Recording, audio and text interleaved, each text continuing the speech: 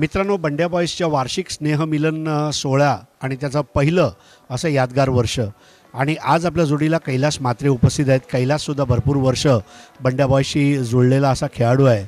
कैलास, सर्वप्रथम अशी जी पिकनिकची संकल्पना होती ती आज अस्तित्वात आली.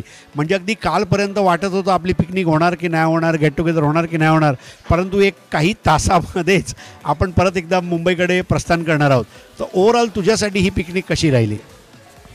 एक चांगला अनुभव आला आणि बऱ्याच वर्षांनी बंड्या बॉईजचे सर्व एवढे सिनियर प्लेयर तसेच आत्ताचे खेळणारे प्लेयर एकत्र आले आणि एवढं चांगलं एन्जॉयमेंट झालं. आणि 2 दिवसाचं हे एन्जॉयमेंट एवढं खूप यामध्ये एन्जॉयमध्ये मजा आली. खूप बरं वाटलं.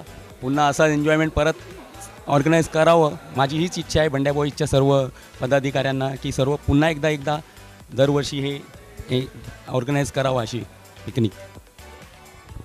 या पिकनिकसाठी रजनीश पाटीलजी यांनी आपला बंगलो आपल्याला उपलब्ध करून दिला आहे.